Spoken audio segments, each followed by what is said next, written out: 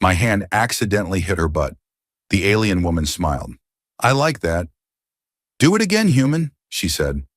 The Valen Prime had a particular sound when everything was working correctly. A low, omnipresent hum that vibrated through the deck plates and into your bones. After 3 months aboard, Lieutenant Eric Delmar had learned to sleep through it, eat with it, even dream to its rhythm. It was the sound of 47 humans and 32 Vedrani coexisting in a metal tube hurtling through space at velocities that would have made his ancestors weep. He'd also learned that when that hum changed pitch, even slightly, you paid attention. The shift happened as he rounded the corner near the observation deck, arms full of calibration equipment that absolutely had to reach engineering before the next shift rotation. One moment the floor was solid beneath his feet. The next, the entire ship lurched sideways like a drunk stumbling off a curb. The gravitic stabilizers were supposed to prevent exactly this kind of thing, but apparently nobody had informed the nebula outside that it was supposed to cooperate with their technology. Eric's boots lost purchase. The equipment flew from his arms in a graceless arc. His body followed, momentum carrying him forward in what would have been an impressive pratfall if anyone had been filming. His hands shot out instinctively, grasping for anything to arrest his fall. What he found was warm, solid, and definitely not a handrail. His palm connected with someone's lower back, just above the hip, that vulnerable curve where spine meets pelvis. The contact lasted perhaps a second, maybe less. But in that fragment of time, Eric's brain managed to process several things simultaneously. The warmth of skin through thin fabric, the slight texture of what felt like synthetic uniform material, and beneath it all, a faint luminescence that registered even through his closed eyelids when he squeezed them shut in mortification. He knew who it was before she turned around. Kara straightened slowly, as if she had all the time in the universe and intended to use it.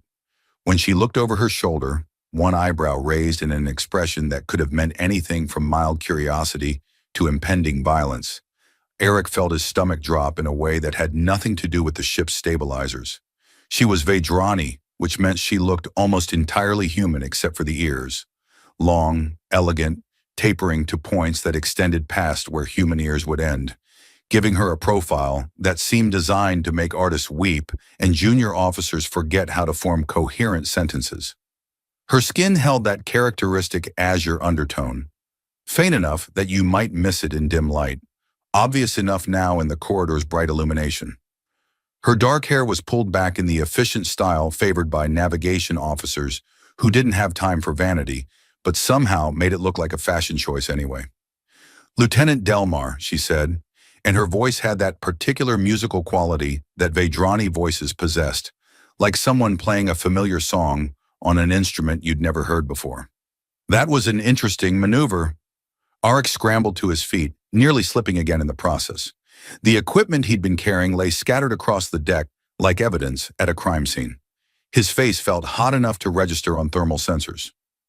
God, I'm so sorry, Officer Kara. The ship lurched and I lost my balance. And I didn't mean to. He gestured vaguely at the space between them, as if his flailing hands could somehow erase the last 10 seconds from existence. Kara turned fully to face him now, and something flickered across her expression. Not anger, not quite amusement either. Something else, something that made Arik's pulse do complicated things. The body reacts before the mind can intervene, she said, tilting her head slightly.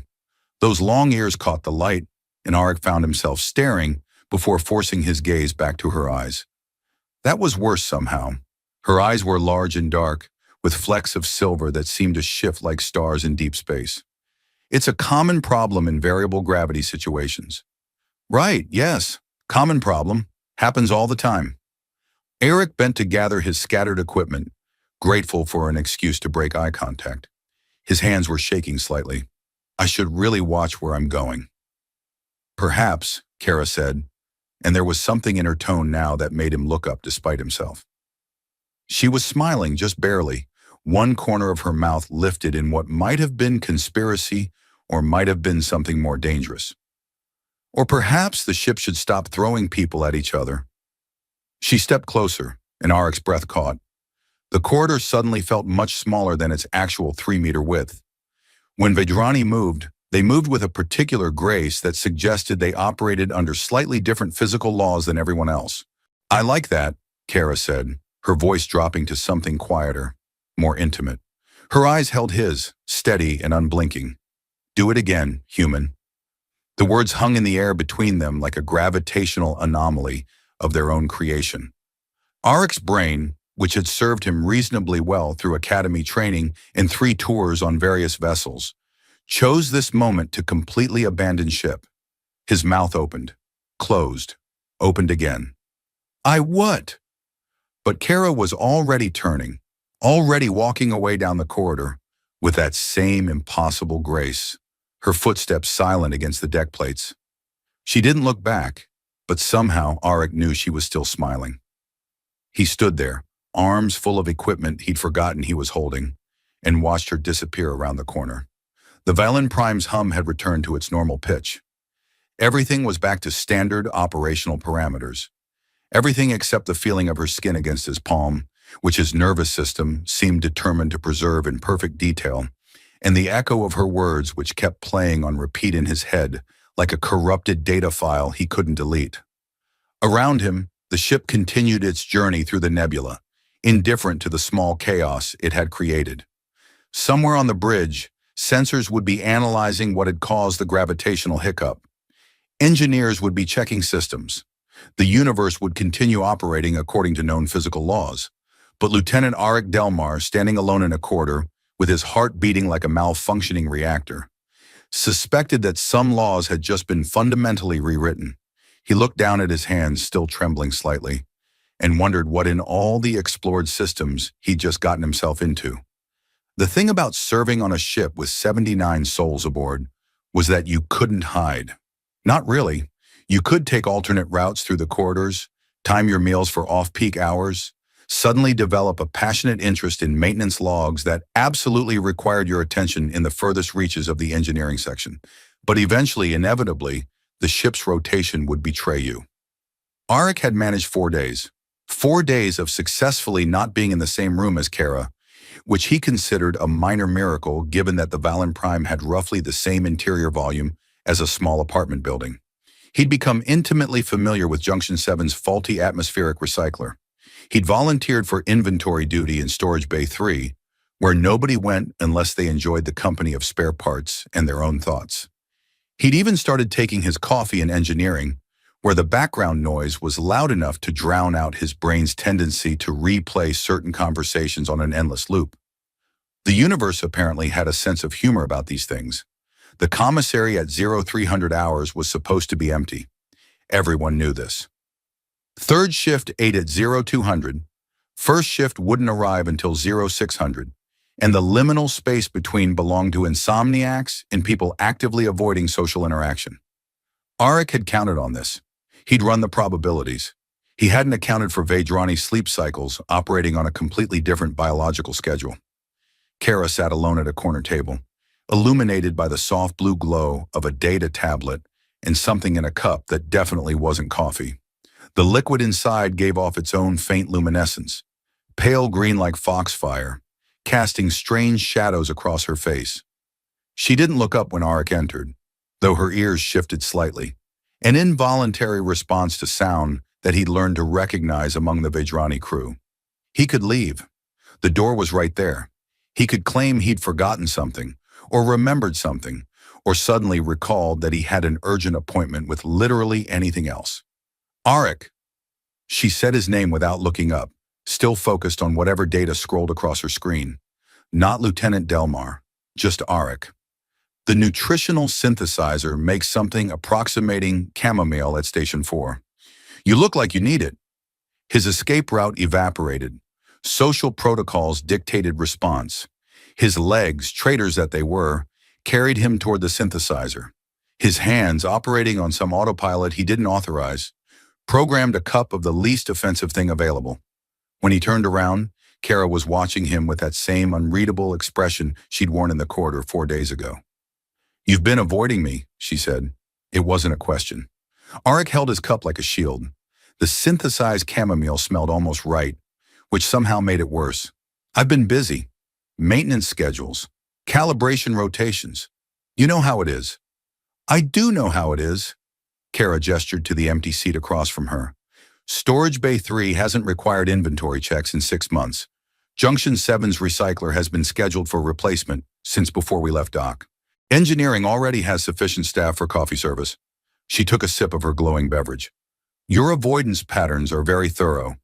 I'm almost impressed. Heat crept up Auric's neck. He sat down because standing felt more awkward, and because some part of him, the part that had apparently seized control of his decision-making processes, wanted to be here despite everything. I wasn't avoiding you. I was avoiding the situation. Ah, yes, the situation. Kara set down her cup with deliberate precision. When you accidentally touched me, and I responded in a way that confused you, that's one way to describe it. How would you describe it? Auric stared into his chamomile as if it might contain answers. It didn't. I'd describe it as me committing an embarrassing breach of personal space, followed by you saying something I'm still not entirely sure how to interpret, followed by 4 days of me questioning whether Vedrani humor is more complicated than the cultural briefing suggested. Something like amusement crossed Kara's face. You think I was joking? I don't know what you were doing. That's the problem. She leaned back in her chair, studying him with an intensity that made him want to check if his uniform was on backwards. In Vedrani culture, accidental touch is considered more honest than intentional contact. The body reveals what the conscious mind hasn't yet acknowledged. She paused as if choosing her next words carefully. When something unexpected happens, a ship lurching, a hand finding purchase, we believe it shows truth, not mistake. Eric's chamomile had gone cold. He didn't remember not drinking it. That's not how humans think about it. I know. I've read the human protocols. Extensive apologies, reassurances of non-intent, a careful rebuilding of professional distance. Her voice carried no judgment, just observation. Very thorough, very safe. Safe is good. Safe keeps things from getting complicated. Does it? Kara tilted her head and her ears caught the light in a way that made Auric forget what they were talking about for a moment. You've spent 4 days hiding in storage bays to maintain safe. You look like you haven't slept properly since our encounter. This seems complicated already. He couldn't argue with that. His reflection in the darkened viewport behind Kara showed someone who'd been losing arguments with his pillow on a nightly basis. Okay, fine. It's complicated. But at least it's professionally complicated. There's protocols for professionally complicated. There are also protocols for being honest about what you're feeling. She leaned forward slightly, and the space between them contracted by a measure that shouldn't have mattered but somehow did. I'm going to ask you something, and I want you to answer before your mind interferes. Just immediate reaction. Auric's pulse kicked up. That sounds dangerous. Probably. Her smile was quick, there and gone like a sensor ghost. When your hand touched me in the corridor, what did you feel? Not what you thought about it afterward. What did you feel in that exact moment? The question hung between them like a live wire. Auric opened his mouth to deflect, to joke, to do anything except answer honestly. But those silver-flecked eyes held his, and somehow the answer came out anyway. Like I'd touched lightning and lived. The words seemed to change something in the air between them. Kara's expression shifted. Not quite a smile, not quite satisfaction. Something more complex that Auric couldn't name. She reached across the table slowly, telegraphing her movement so he could pull away if he wanted. He didn't want to. Her fingers brushed the back of his hand, warm and deliberate. Her skin still held that faint azure glow, brighter now in the dim commissary, like she'd brought her own piece of sky with her. The touch lasted 3 seconds, maybe 4, long enough for Auric to forget how to breathe properly. Good, she said, withdrawing her hand and returning to her glowing tea as if nothing significant had occurred. Now we're being honest. Auric stared at her. That's it? That's all you're going to say? What else should I say? I don't know. Explain what just happened? Give me context? Something? Kara's smile was infuriating and perfect. Where would be the fun in that, Lieutenant? She stood, gathering her tablet and her cup, moving with that impossible Vedrani grace that suggested she was operating under more favorable gravity than everyone else. At the door, she paused and looked back. Sleep well, Arik, and stop hiding in storage bays. They don't suit you. Then she was gone, leaving him alone with cold chamomile and the distinct impression that he'd just been outmaneuvered by someone playing a game whose rules he didn't understand. Outside the viewport, the nebula churned in colors that had no names in any human language. Inside, Arik's hand still tingled where she'd touched it, and he suspected Safe had left the station entirely. The week that followed the commissary incident passed in a strange detente, where Arik stopped hiding and Kara stopped pretending she hadn't noticed. They nodded in corridors, exchanged professional pleasantries during shift changes, maintained exactly the proper distance that regulations suggested and common sense demanded. It was perfectly cordial and completely exhausting. Then the sensors picked up something that made everyone forget about personal complications. "I'm showing a gravitational variance that shouldn't exist," Lieutenant Voss announced from the bridge, her voice carrying through the ship's comm with a particular pitch that meant something interesting and possibly terrible had occurred. "0.7 astronomical units off our port bow. Mass signature doesn't match any known celestial bodies." Captain Okoye's response crackled through every speaker on the ship. "Define shouldn't exist, Lieutenant. As in violates approximately 6 different laws of physics, sir. As in our instruments are either catastrophically malfunctioning or we've found something that's going to make a lot of astrophysicists very excited or very upset. Possibly both." Eric was in engineering when the announcement came, elbow deep in a plasma conduit that had been making concerning noises. He extracted himself carefully, wiped his hands on a rag that was somehow dirtier than his hands, and headed for the bridge. By the time he arrived, half the science team was already there, crowding around Voss's station like students around a particularly gruesome biology experiment. The display showed a region of space that looked wrong. Not dramatically wrong, no swirling vortexes or ominous red clouds, just subtly incorrect, like a painting where the perspective was slightly off. Space curved where it shouldn't. Light bent at angles that made his eyes hurt. "We need a closer look," Okoye said, already knowing this would complicate everything. "Survey pod, 2-person crew. Voss, your mission commander. Pick your partner." "Kara," Voss said without hesitation. "Best navigator we have. If space is doing weird things, I want someone who can get us back." Okoye nodded, then scanned the assembled crew. Her eyes landed on Arik with the inevitability of a targeting computer. "Delmar, you're qualified on pod systems, correct?" Arik's stomach performed a maneuver that would have impressed the ship's pilots. "Yes, sir. All certifications current." "Good. You're with them. Voss, Kara, Delmar. Pods launch in 40 minutes. Get your gear." The survey pod was not built for comfort. It was built for efficiency, which meant 3 acceleration couches, a wall of instruments, and enough space left over to maybe swing a very small cat if you were willing to risk hitting something expensive. Voss took the pilot position up front, leaving Arik and Kara to squeeze into the aft stations, where their knees almost touched when they both sat down. "This is cozy," Arik muttered, adjusting his harness for the 3rd time. Kara's expression suggested she was working very hard not to smile. "Humans have different concepts of personal space than Vedrani. We find close proximity less problematic." "That's a diplomatic way of saying I'm being weird about this. You're being very human about this." Voss's voice cut through their exchange. "If you two are done discussing xenocultural differences in personal boundaries, we're launching in 30 seconds. Delmar, I need you on gravitational sensors. Kara, keep your hands on navigation. If this thing decides to eat us, I want to know which direction to run." The pod detached with a gentle thump that Arik felt through his bones. The Valen Prime fell away behind them, suddenly looking much smaller and more comforting than it ever had when he was aboard. Ahead, the anomaly waited like a patient predator. "Gravitational readings are climbing," Arik reported, watching his instruments with the focus of someone who really didn't want to become a statistic. "Still within predictable parameters, but definitely not normal." They drifted closer. The anomaly grew in their viewport, or rather, the wrongness of it grew. It was like looking at a blind spot in reality, a place where his eyes kept sliding away because his brain couldn't process what it was seeing. "This is remarkable," Kara said softly, her fingers dancing across holographic displays. "The spatial distortion follows a pattern. See here? And here. It's almost mathematical."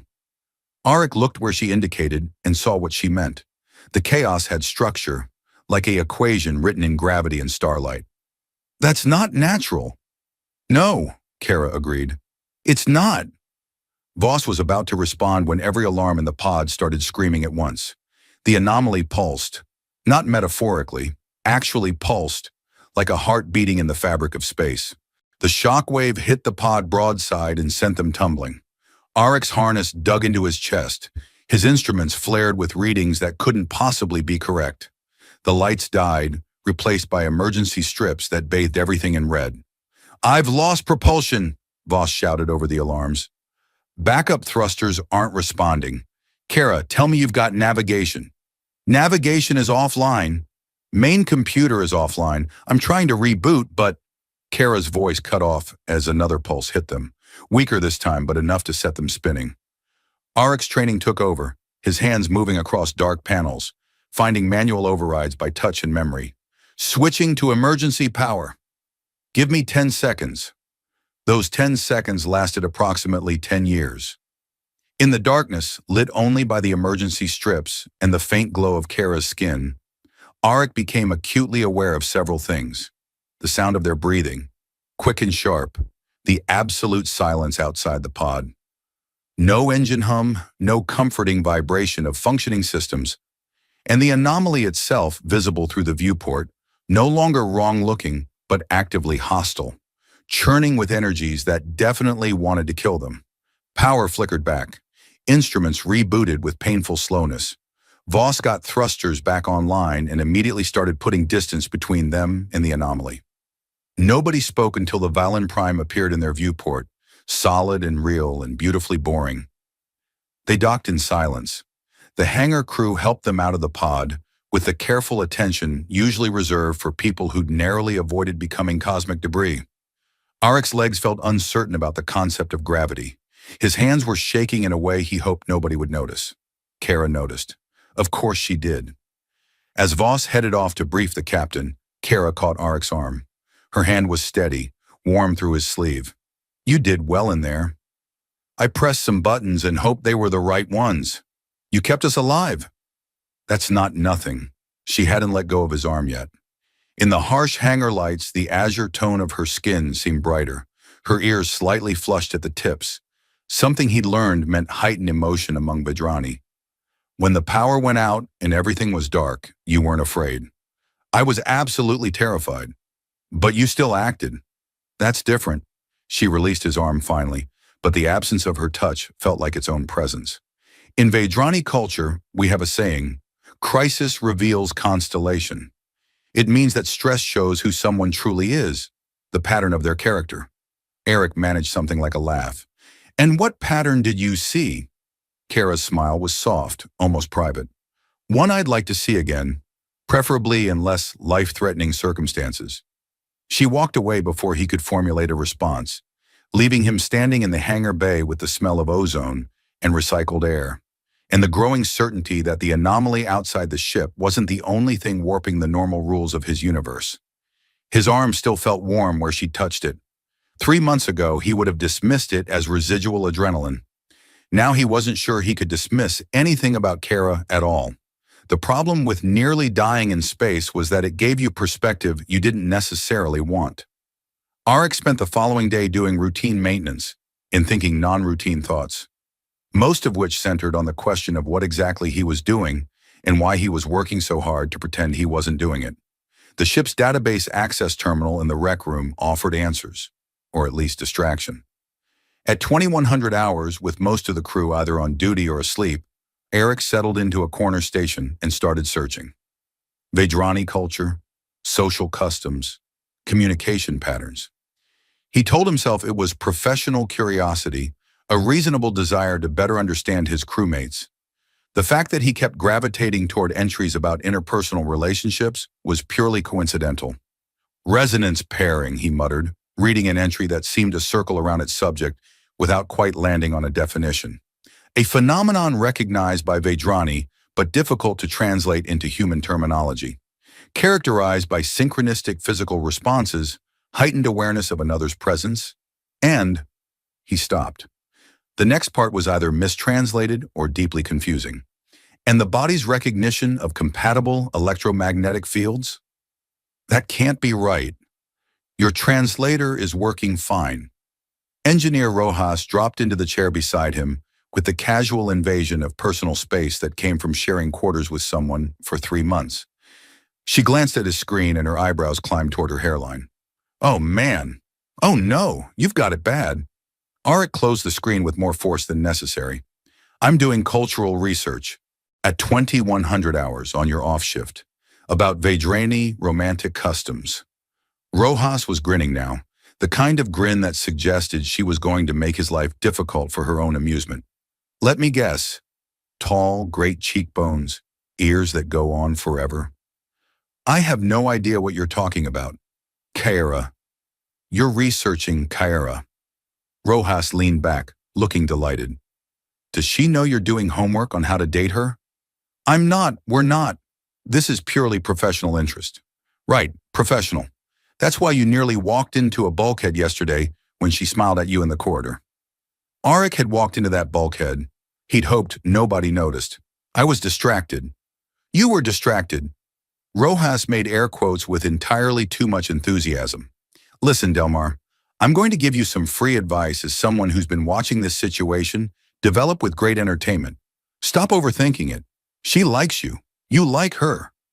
The fact that she's Vedrani and you're human is significantly less complicated than you're making it. The cultural database is written by academics who've never had to share a 3-meter-wide pod with someone during a crisis. Real life is simpler. She stood, clapping him on the shoulder hard enough to hurt. Also, for what it's worth, the Vedrani thing about resonance, it's real. Saw it with my last posting. 2 crew members, human and Vedrani, couldn't explain it, but couldn't deny it either. Ended up getting married at the next station. She paused. Or the Vedrani equivalent. There was a ceremony. Lots of glowing. Very pretty. After she left, Arik sat staring at the blank screen for a long time. Then he reopened the database and kept reading, because apparently he'd committed to this particular brand of masochism. He found her 2 hours later in the Botanical Bay. He hadn't been looking for her, or he'd been looking for her while telling himself he wasn't, which amounted to the same thing. The bay was a small miracle of engineering, a 10 by 10 meter space where the Vedrani crew grew things that needed actual soil and actual air instead of the nutritional synthesizer's best approximation. Plants that Arik couldn't name filled the space with green and growing things. But more striking were the bioluminescent specimens that the Vedrani seemed to favor. Flowers and vines that glowed in blues and purples and soft greens. Kara stood among them, still in her duty uniform, one hand resting on a vine that pulsed with gentle light. The plants around her seemed brighter, their luminescence rising and falling in what looked almost like a rhythm. They respond to proximity, she said without turning around, to the electromagnetic field that living things generate. Humans produce it too, but Vedrani fields are stronger, more obvious. Arik stepped closer, watching the flowers brighten as he approached, then dim slightly as if trying to find the right level. That's what the database meant, about compatible fields. You've been reading? Now she turned, and her expression held amusement mixed with something gentler. Learning about the mysterious Vedrani and their strange customs? Trying to. The translations are confusing. Everything seems to dance around direct explanation. That's because some things don't translate well. Your language is very concrete. Ours is more. She gestured at the plants, which pulsed in response.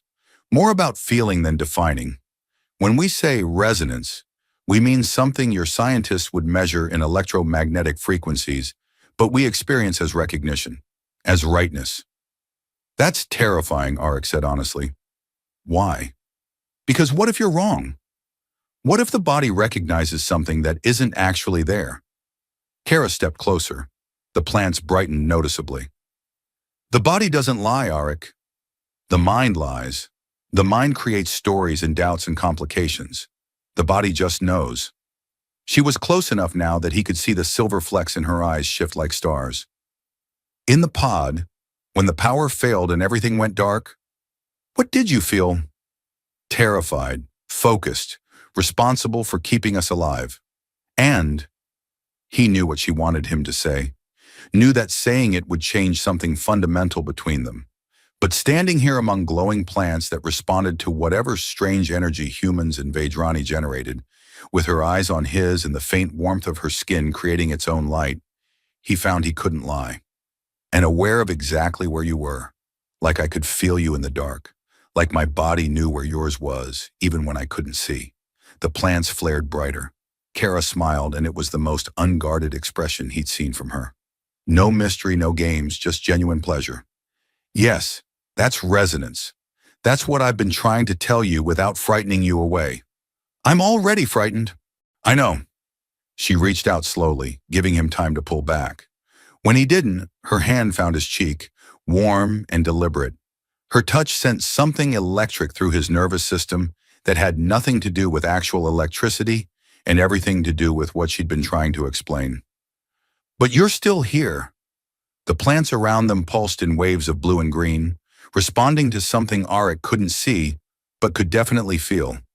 A current running between them, a frequency his body recognized even if his mind couldn't quite process it. I don't know what I'm doing, he admitted. Neither do I. Not entirely. Kara's thumb traced his cheekbone with devastating gentleness. But I'd like to figure it out. With you, if you're willing to stop researching and start experiencing. Arik's hand came up to cover hers, holding it against his face. The plants were almost painfully bright now, reacting to whatever was happening between them with enthusiastic botanical approval. This is going to complicate everything. Everything was already complicated. This just makes it interesting. She was right. Of course she was right. The anomaly outside still waited to kill them. The mission still had months to run, and regulations probably had opinions about fraternization between human and Vajrani crew members. But standing here in a garden that glowed with approval, with her hand warm against his skin and his heart doing complicated things in his chest, Arik found he couldn't argue with her logic. Okay, he said, and the word felt like jumping off a cliff without checking if there was water below. Let's be interesting. Kara's smile could have powered the ship. Around them, the plants blazed like stars coming home. The universe, Arik was learning, had a particular talent for terrible timing. 3 days after the Botanical Bay incident, which he'd started thinking of in capital letters, like a historical event that would require future documentation, the anomaly decided to stop being a passive scientific curiosity and become an active threat. The gravitational distortion had expanded by 40%. The mathematical patterns Kara had identified were growing more complex, more aggressive, reaching out through space like fingers, searching for something to grasp. Captain Okoye called an emergency briefing at 0600 hours, which meant everyone arrived caffeinated to varying degrees of success, and none of them happy about it. The anomaly is growing, she said without preamble, pulling up a holographic display that showed the distortion spreading like ink in water. At current rate of expansion, it will destabilize this entire sector within 2 weeks. We need more data, which means another survey mission. Bigger team this time. 4 crew members, more equipment, and a plan that doesn't involve nearly getting killed. Nearly getting killed is implied in survey work, Voss muttered, but she was already studying the mission parameters with the focus of someone who enjoyed challenges more than was probably healthy. Okoye's eyes swept the room. Voss, you're mission lead again. Kaira, navigation. Delmar, engineering systems. She paused, consulting her tablet. And Dr. Yanari from xenobiology. If this thing is artificial, we need someone who thinks about non-human technology. Dr. Yanari, a Vajrani woman with silver streaks in her dark hair, in the permanently distracted air of someone whose mind lived 3 steps ahead of her mouth, nodded enthusiastically. Preliminary analysis suggests the distortion may be a remnant propulsion system, or a weapon, or possibly a very aggressive greeting. The data is unclear. That's reassuring, Arik said. Science rarely is. Yanari replied with the serene confidence of someone who'd made peace with uncertainty decades ago. They launched 4 hours later in a shuttle that was significantly more spacious than the survey pod, which meant Arik didn't have to worry about his knees touching Kara's. He did, however, have to worry about the knowing looks Voss kept giving them both, as if she'd developed sudden X-ray vision for whatever was happening between them. The approach went smoothly until it didn't. They were cataloging the debris field, ancient metallic fragments that definitely weren't natural, when Yanari made a sound that in any language meant, "This is either fascinating or catastrophic." "These fragments," she said, her voice tight with excitement or terror, "they're not debris. They're components, part of a larger structure that's been torn apart." "Torn apart by what?" Voss asked, though her tone suggested she already knew the answer wouldn't be comforting. "By whatever created the anomaly, or possibly by the anomaly itself. I'm detecting energy signatures that match the gravitational distortion. These pieces were exposed to the same forces, probably for centuries." Kara's hands moved across her navigation panel with increased speed. "We should document this from a safer distance." She was right, but before Voss could acknowledge it, something struck the shuttle's stern with a sound like a hammer hitting a bell. Alarms shrieked. The cabin depressurization warning lit up in colors that definitely meant bad news. "Debris impact," Voss shouted, already moving. "Aft compartment is breached. Sealing it off now." The emergency bulkhead slammed shut, cutting off the aft section and with it, half their life support capacity. Eric's console lit up with cascading failures, temperature dropping, oxygen reserves depleting faster than the recyclers could compensate, backup systems struggling to keep up. "We've got maybe 40 minutes before life support becomes theoretical," he reported, fingers already flying across controls, rerouting power, squeezing efficiency from systems that were screaming at him to stop asking for more. "I can buy us time, but not much." Voss was already plotting return trajectory, her jaw set in the way that meant she was doing complex mathematics while also being extremely angry. 32 minutes to dock with Valen Prime. That's cutting it close. "Close is better than dead," Yanari observed with the philosophical detachment of someone currently freezing. The temperature continued dropping. Arik could see his breath now, pale clouds in the increasingly cold air. His fingers felt clumsy on the controls. Beside him, Kara worked navigation with methodical precision, but he could see the faint blue of her skin deepening, her ears tinged darker at the tips. "Talk to me, Delmar," Voss said. "What can we sacrifice to buy more time?" Arik ran calculations that all came back with variations of not enough. Then he saw it, a possibility so stupid it might actually work. "The maneuvering thrusters. If I shut down half of them, we can redirect that power to life support. It'll make us slower and less maneuverable, but we'll be alive to complain about it. Do it." His hands moved before his brain could catalog all the ways this could go wrong. Thrusters died, power rerouted. The bleeding temperature stabilized, then slowly, painfully, began climbing back towards survivable. 28 minutes to dock," Kara announced, her voice steady despite the cold. "Current trajectory is good." They should have been celebrating this small victory. Instead, the shuttle gave a sickening lurch that had nothing to do with anything Arik had done. Through the viewport, the anomaly pulsed again, and this time they were close enough to see the effect propagate through space, a wave of distorted reality that rushed toward them like a tsunami made of broken physics. "Hold on," Voss said, which was excellent advice with nowhere to apply it. The wave hit. The shuttle tumbled. Arik's harness cut into his chest hard enough to bruise. His console sparked, went dark, came back online, showing errors in 3 different languages. The lights failed completely, leaving them in darkness broken only by emergency strips and the soft, azure glow of Vedrani's skin. In the chaos of blind tumbling, Arik felt a hand find his. Warm, certain, unmistakable. Kara's fingers laced with his and held on. No words, no explanation needed. Just connection, presence, the physical confirmation that they were both still here, still alive, still fighting. "Got it," Voss grunted, and the tumbling slowed, stopped. Main power flickered back. The Valen Prime appeared in their viewport, close enough to count hull plates, beautiful and boring and absolutely perfect. They docked with 3 minutes of life support remaining. The hangar crew pulled them out looking like they'd been through a war, which wasn't far from the truth. Aric's hands were shaking so hard he could barely unfasten his harness. His breath came in quick, shallow gasps that had nothing to do with oxygen levels and everything to do with how close they'd come to becoming permanent fixtures of the debris field. Kara hadn't let go of his hand. Even as they stumbled out of the shuttle, even as medical staff swarmed them with thermal blankets and scanners, her fingers stayed locked with his. "That was exciting," Yennery said cheerfully, apparently unbothered by their near-death experience. "We should do it again sometime, with better shielding." Voss shot her a look that could have melted hull plating. "We're never doing that again. Any of that. Ever." But they would. They all knew it.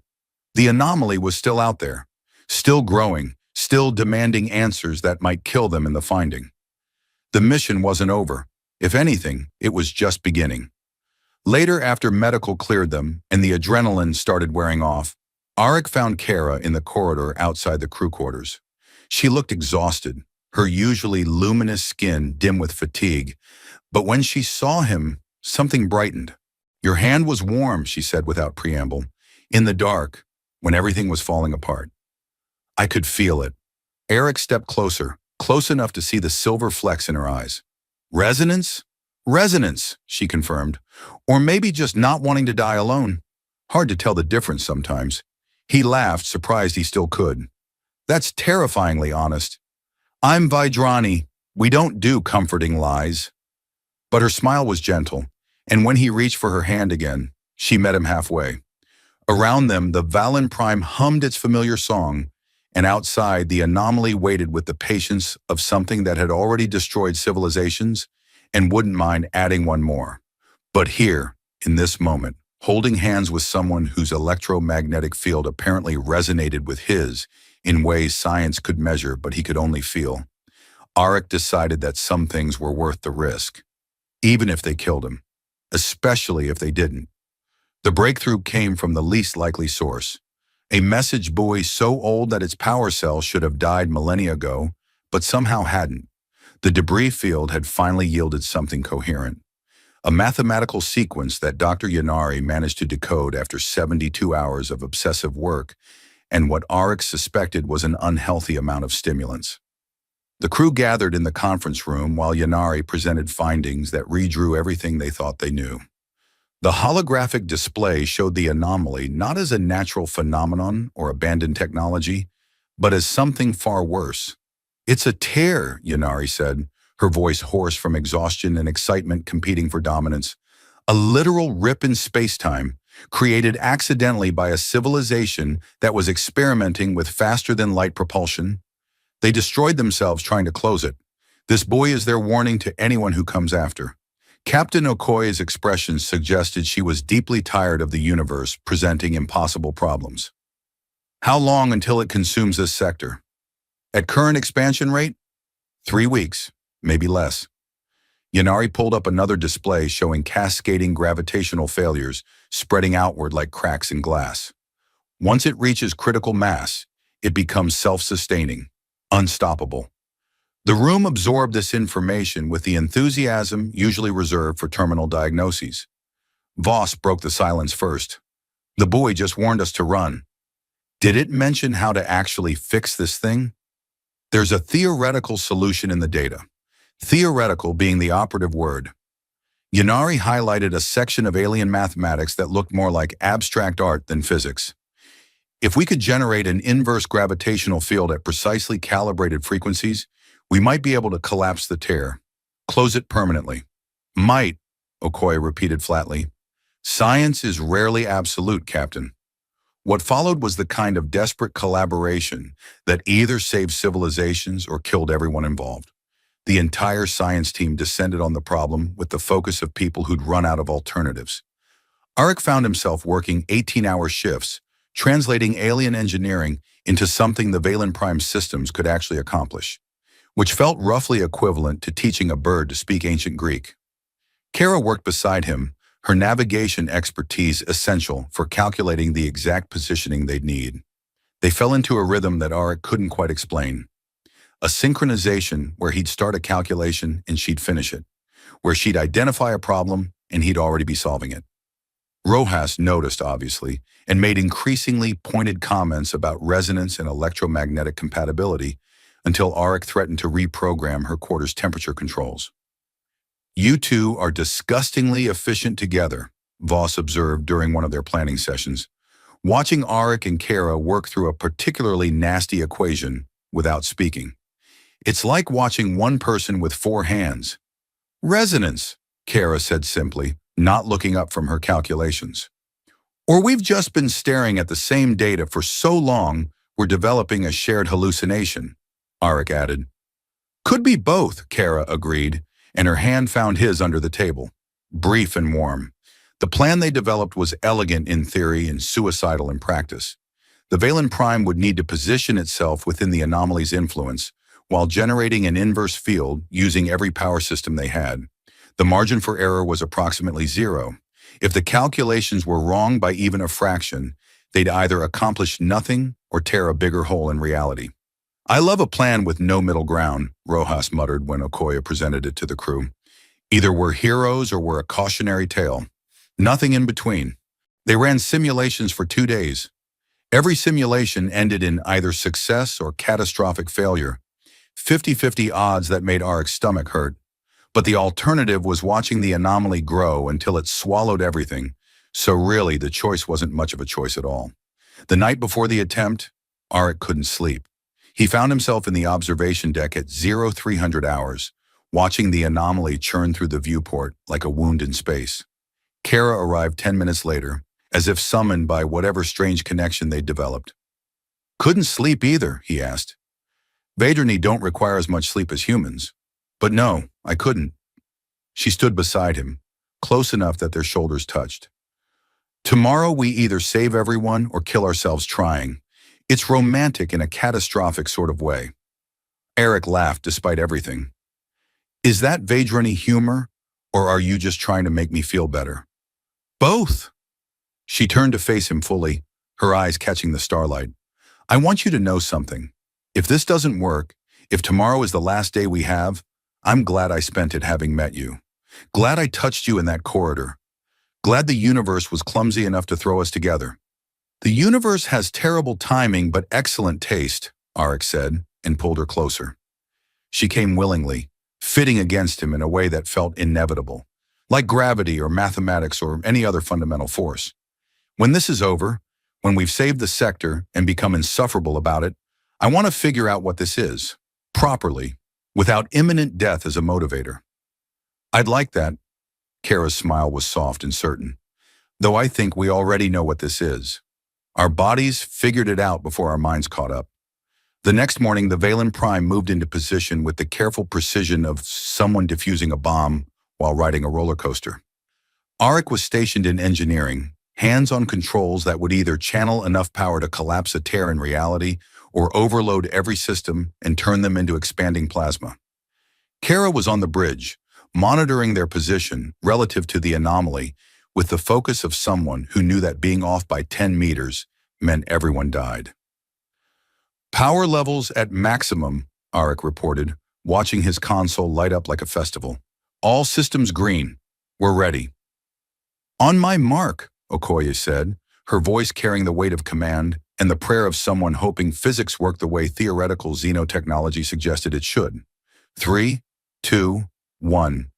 Mark Eric activated the inverse field. The ship screamed. Every system redlined simultaneously.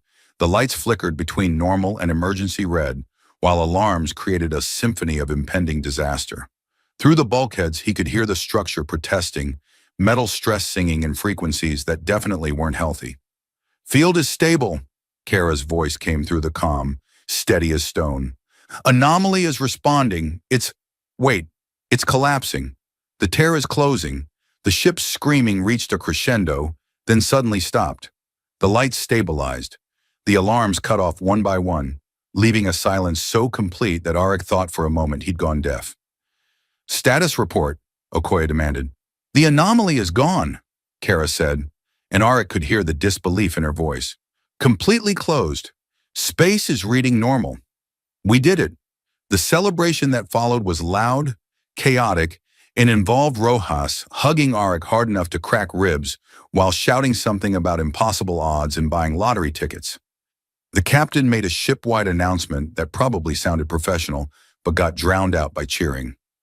Arik extracted himself from engineering and headed for the bridge, moving through corridors full of laughing, crying, celebrating crew members who just collectively decided not to die today.